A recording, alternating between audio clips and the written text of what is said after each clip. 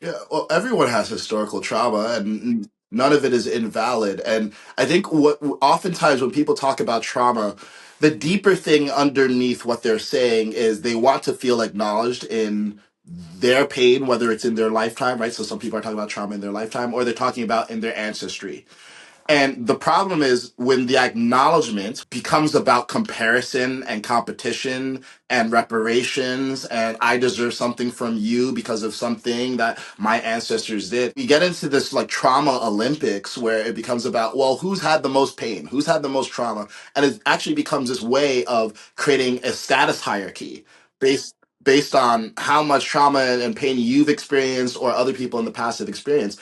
And the problem with status hierarchies like that is because they're not based on competence, they don't actually get anyone anywhere. It's like, great, okay, you've proven you're the most traumatized. Is that actually fixing your trauma? Is that advancing everyone? So, yeah, I think trauma is real, right? And I think you should acknowledge it for yourself so that you can have compassion for yourself and you can heal it, not to demand social reparations or demand some sort of additional status from everyone else and from society. Because, like, yeah, if you go back far enough, everyone has had trauma because the history of humanity is violent.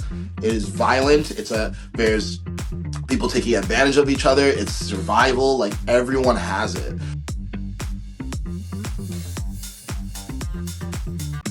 You're going to hear from Kaizen Asiedu. He is a fascinating guy. You may know of him, you may not. I would suggest you'll want to know him. We try to bring you some really unique and interviews of people you may not have otherwise heard of. And I think they're so worthwhile. So please hit that subscribe button wherever you're watching us or listening, YouTube, Spotify, Rumble, Apple Podcasts, wherever. Just hit that subscribe button so you never miss an episode. Doesn't cost you anything and they'll just be there waiting for you. We've got an extensive library as well, but I'm happy to add Kaizen Asiedu to our library of interviews. His X page says, make nuance cool again. Nuance. Yeah. And we have some nuanced conversations about perfectionism, his goal and dream of getting into Harvard, what he did with that, and what's going on with Harvard these days, and a lot more. Kaizen Asiedu is our guest next. Kaizen, it's great to meet you for the first time. I've watched you from afar, follow you on X, of course, and watched a really interesting video this morning that you put together about your life and how you, and I realized that you and I have a ton in common that I didn't know before I watched this video. You are an admitted like perfectionist who grew up in this mindset of achieving to make yourself feel full. I don't know if fulfilled is the right word, but make yourself feel valued. Mhm. How would you describe it?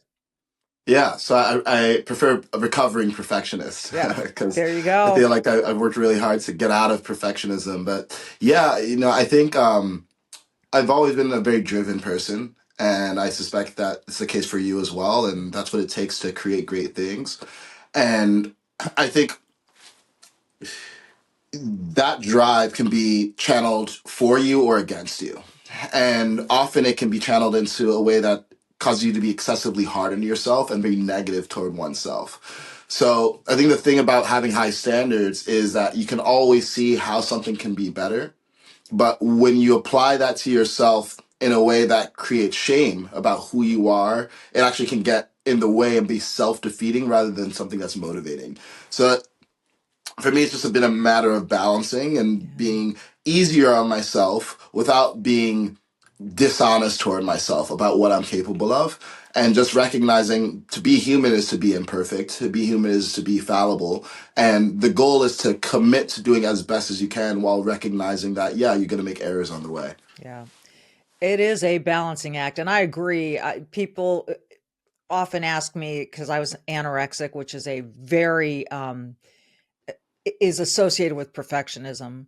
And I always say I'm a recovering because I still am constantly picking away at myself every single day. And I, like you, am trying to find that balance and trying to be kinder to myself. How far do you think you've come? And how far do you still have to go in the effort to live that balanced life? Because from afar, you appear really balanced. Thank you. I feel like a very different person than I used to be. So I think I've come very far. And although there are times where I catch myself self-flagellating and beating up on myself, it's not that often anymore, especially compared to what it used to be. Right. Um, and I think one of the things that's helped me is honestly actually have a wallpaper on my phone, which is a picture of me as a child. And I don't know if you have kids. I don't have kids I yet. do. I have 2 kids. Great. I think oftentimes when a parent looks at a child, it's easy for them to have compassion for that child, right? And obviously you want them to do their best. You want them to grow up healthy and strong and smart and successful. But the way that you relate to them in support of them doing that is often very different than the way you would relate to yourself. Yeah. So I think the heart of compassion is actually just viewing oneself as a grown child in many ways. It's like we're all kind of big kids who have responsibilities and pay taxes. But ultimately, our emotional landscape is not fundamentally different than a child. Right? We all have sensitivities. We all have hopes and dreams and disappointments and ways in which we wish we could be better. And it's about recognizing that innocence that's inside all of us, Yeah. even while we're still striving for greatness. One of your measurements, Kaizen, for achievement when you were young, let's say high school, was you wanted to get into Harvard. Harvard Mhm. was the pinnacle, Harvard was the goal, and you got in. Mhm. And so you start at Harvard. And what is your first memory of stepping on campus as a student? Hmm. Yeah, first memory.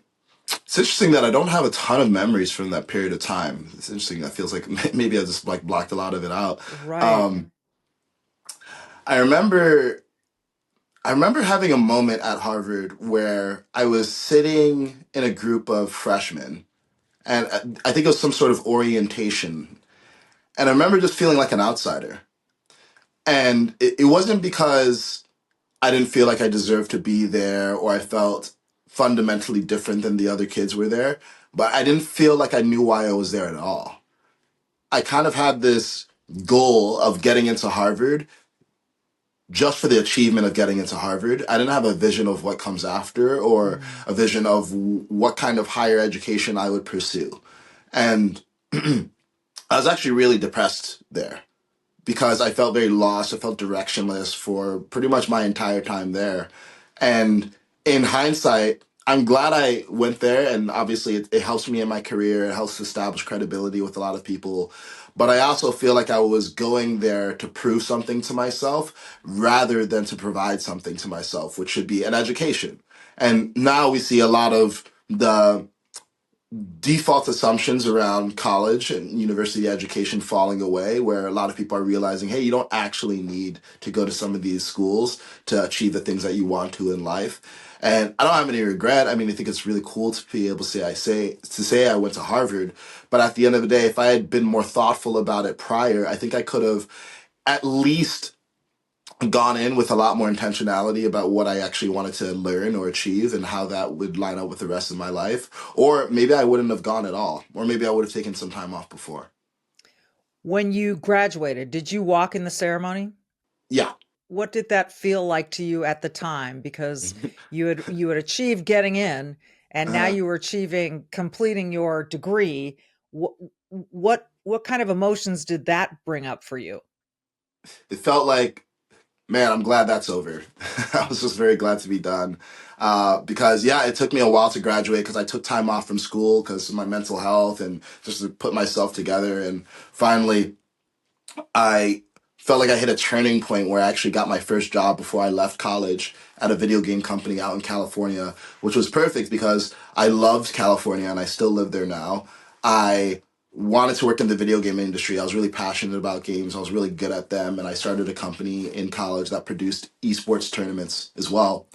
And that gave me the motivation to finish because I just wanted to get my degree and then go move on with the rest of my life. But yeah, it was kind of a sense of I'm proud of myself for finishing, and I'm just glad that this is over, and I want to get on with the rest of my life. Get going. Well, you've had quite a life.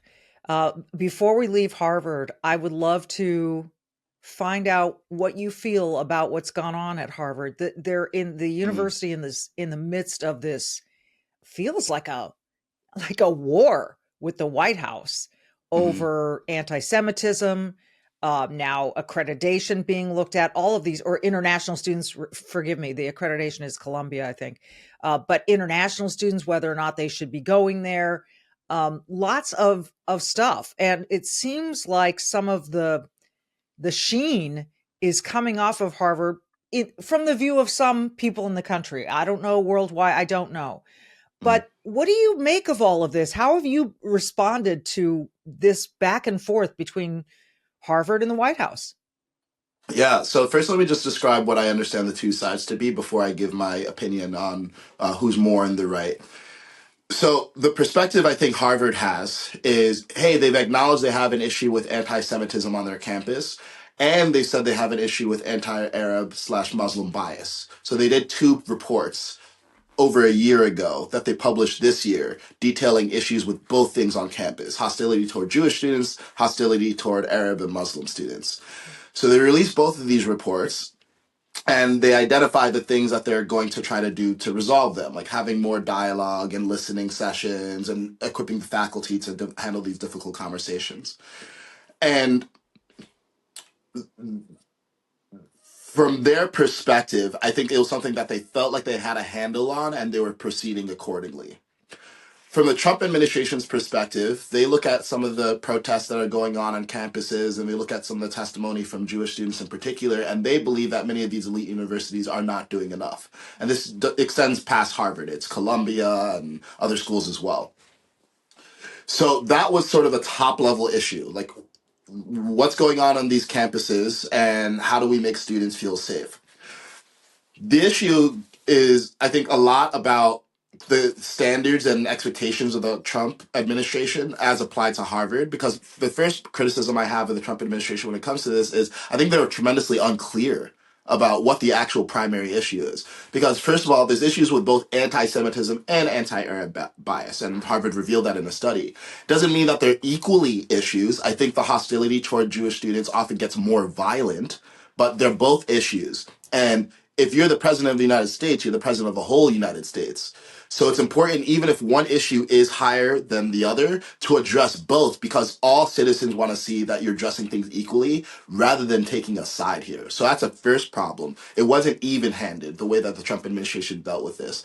The second thing is they loaded a whole bunch of other issues that are related but not directly related to anti-Semitism on the anti-Semitism claim. And then it became about, well, you don't have enough ideological diversity, so you need more conservatives in faculty. Oh, well, you're still doing DEI practices, so you need to get rid of DEI.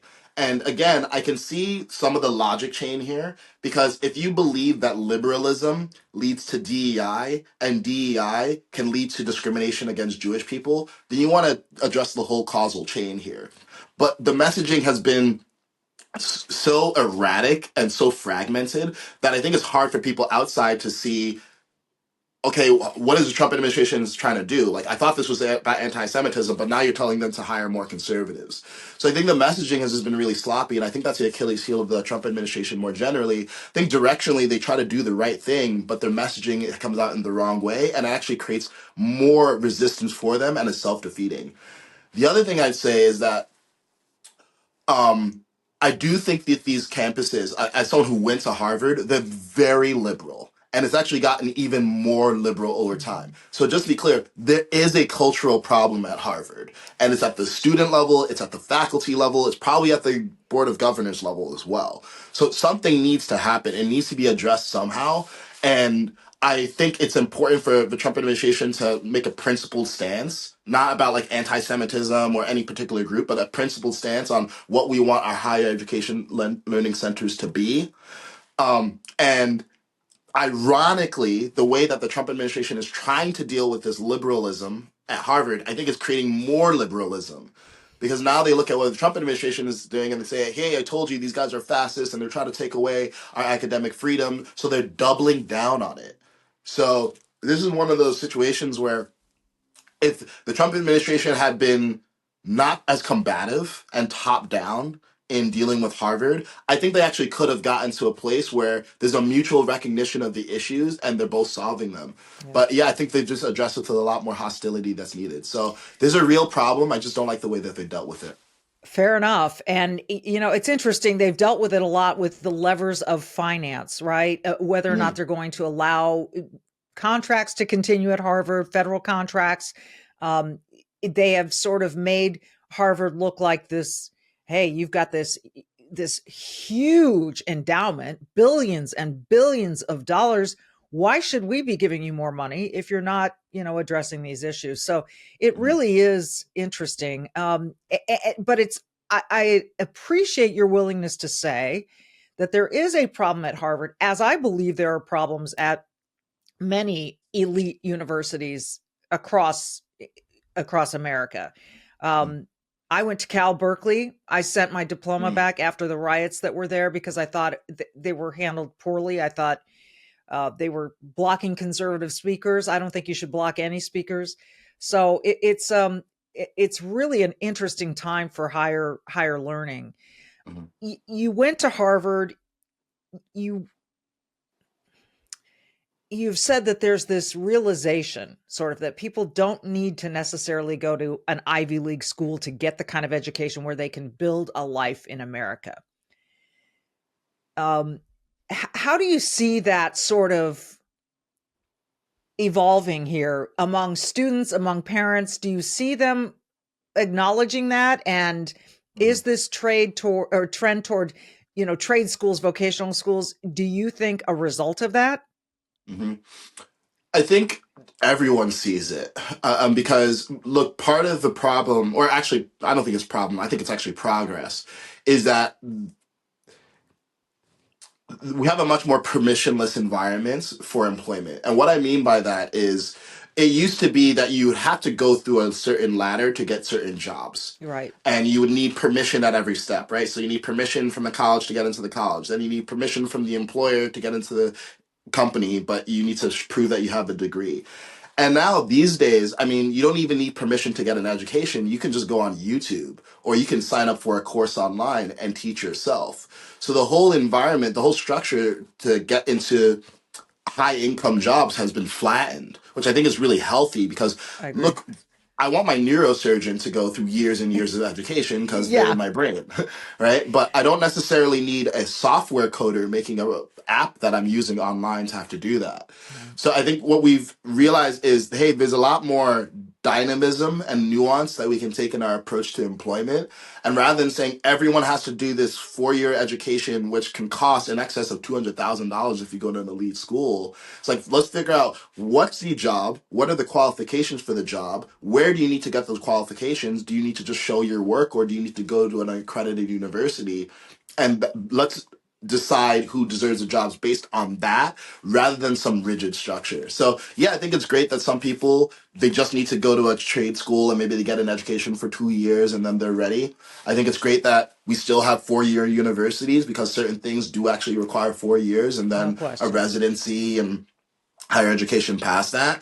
And I think we're just realizing that, yeah, there's just a lot more variance in what job requirements need to actually require.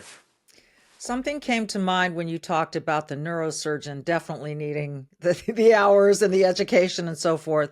Hmm. I live here in Minnesota. It's not where I was born and raised, but I live here now. And the University of Minnesota is very open about its demands that people, even going to medical school, make these statements about things like we are learning on stolen land and we, Hmm. all of this is stuff that you could say is definitely a product of DEI. Hmm. And in order to graduate, they're going to make these kids say it and all of this stuff. How do you think that's helpful if you do? I don't.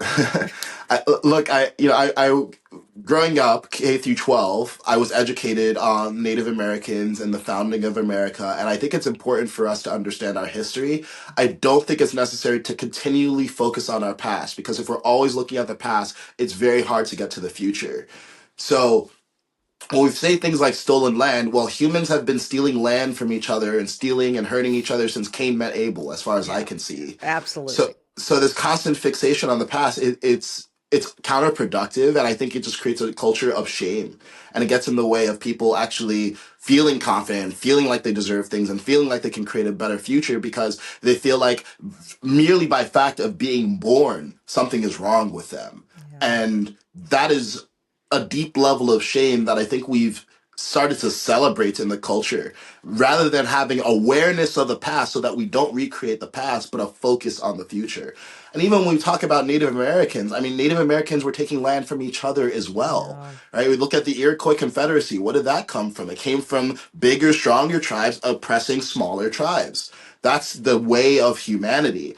And the way forward is not to say that, oh, any particular race or any particular country does this, but recognize this is a bug of human nature. Right. And we've all done it to an extent, and we don't need to constantly harp on the fact that our civilization is built off of the back of a previous civilization. Yeah. So, should we honor indigenous peoples who came here? Yeah, of course. Should we try to make sure that their lives are good? Because, look, they did have historical trauma, many of which are they're still dealing with today, of course. But this constant self-flagellation and attacking oneself because of the sins of our forefathers is unproductive.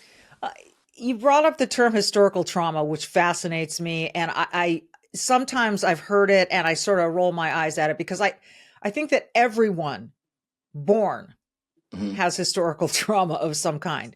I Hmm. just finished again um, Team of Rivals by Doris Kearns Goodwin about the Lincoln administration and the Civil War.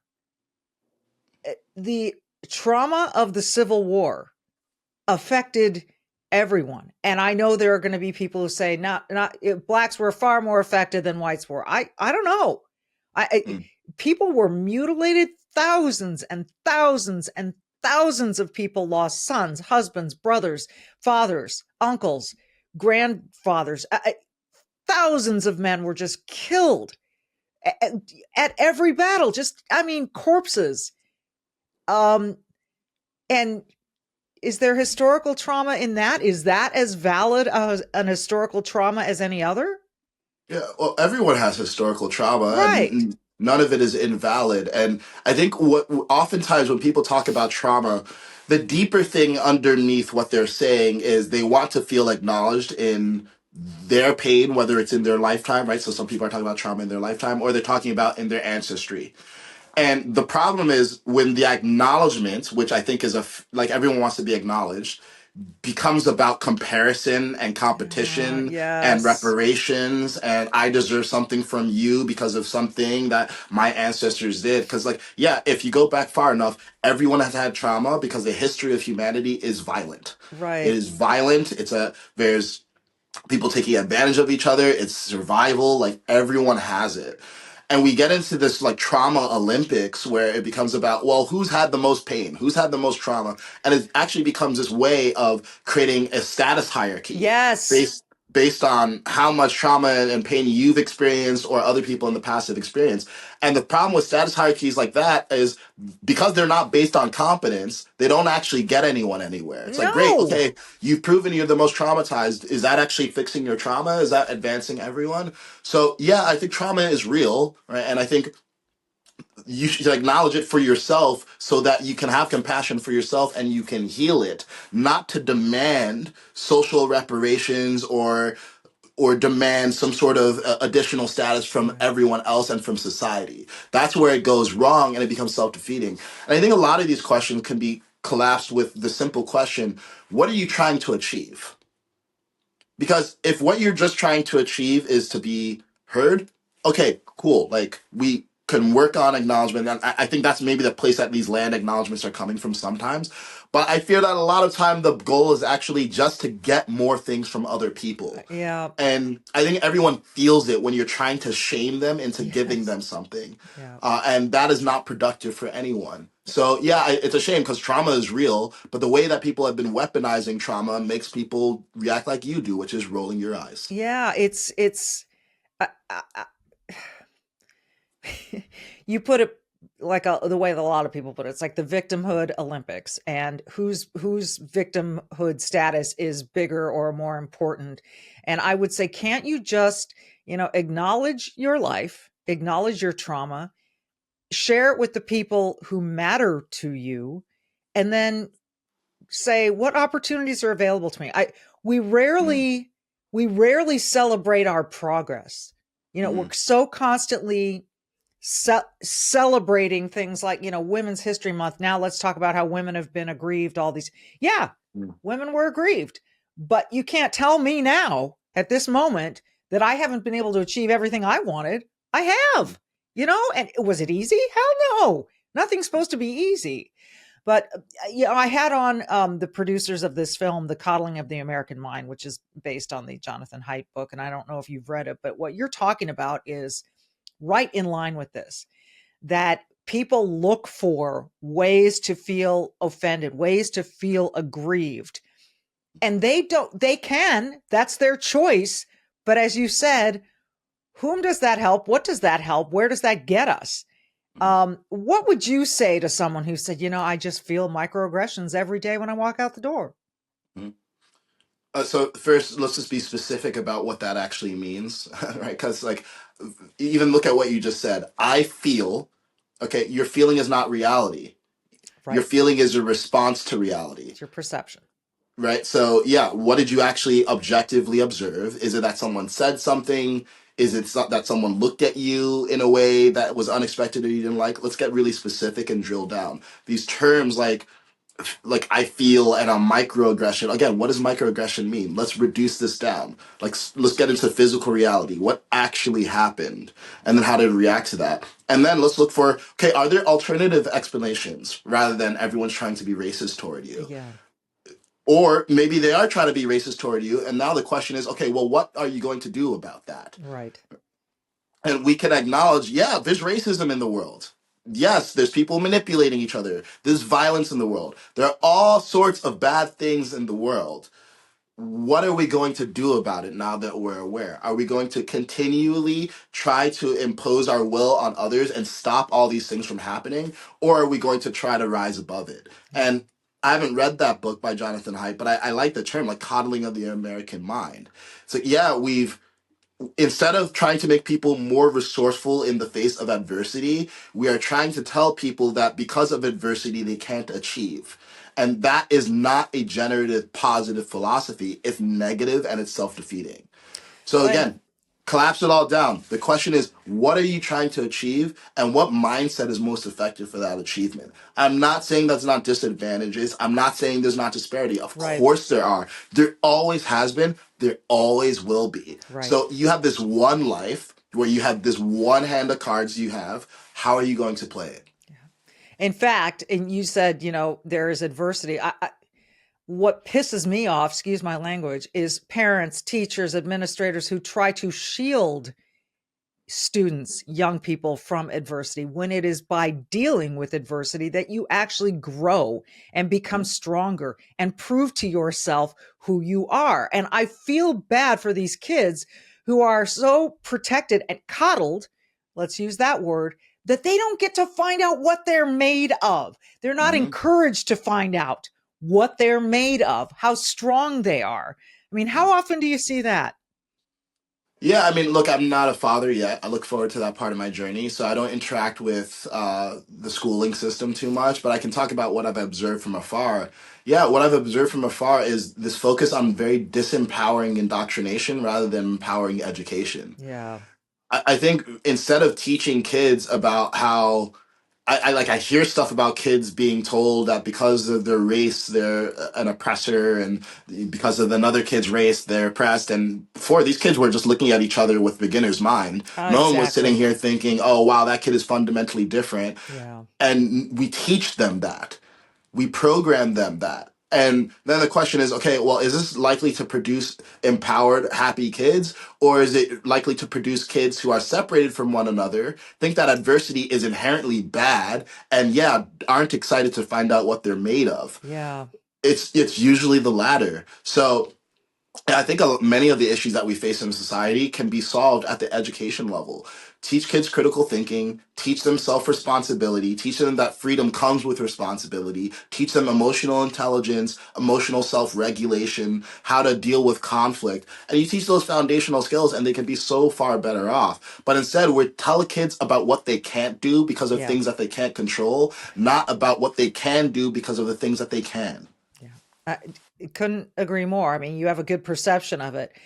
I could talk to you for hours. I'd like to know what, now that you've been through so much and you've self-assessed and you've grown and you're still growing. You and I are both recovering perfectionists.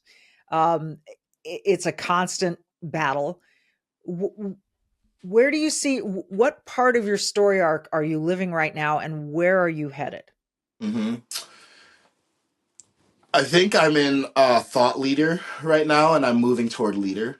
It's been cool to see how much my platform has grown online, and I think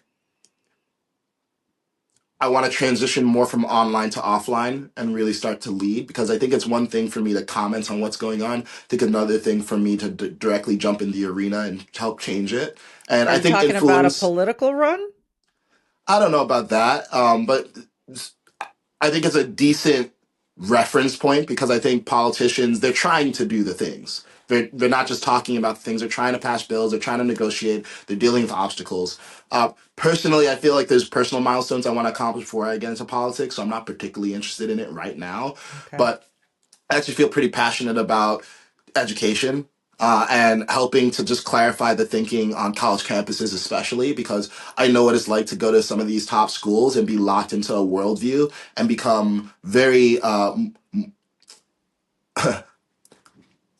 have a lot of moral certitude rather than a lot of open mindedness and nuance, which is what universities should actually be promoting. So I feel passionate about helping with that problem. So hopefully I'll be able to do some campus events by the end of the year. I love that. And I would strongly encourage you to watch the film Coddling of the American Mind. It follows these four students. Actually, there's a fifth as well, but the main four students, three of whom are from outside the United States, who come here to study, and what happens to them once they start university work, and that stuff that you're talking about, that sort of that moral clarity that's imposed upon them and so forth. It is fascinating. And I'll just give you one little hint. One young lady believed that every time she walked out the door, there were microaggressions coming at her like mosquitoes, eating her alive. And then Mm. she came out the other end saying, I realized that maybe the reason that person looked at me funny was just because they had indigestion and it had nothing to do with me. You know, it's a terrific watch. It if it's easier for people to watch than read the book, I couldn't. It's based on the book. I couldn't recommend it enough. Mm. So I think you would appreciate this film very, very much as you Mm. go on to become a leader, and you already are. And I love that you're commenting, and that is a way to reach a broad swath of people. But I love the idea of you stepping onto campuses and challenging people with teaching them to put their own ideas on trial, if you will. Is that a good Mm. way of describing it? That's a great way. Thank you so much. Will you come back and we'll do more? That would be fun. Thanks I for would, having me. I would love it. Kaizen Asiedu, it's great to have you. And I always end every podcast by saying, be brave, do good. And you're an example of that, a walking, living, breathing example of that. And I thank you for sharing your story, your vulnerabilities, and your experience with us. We'll do it again. Thank you.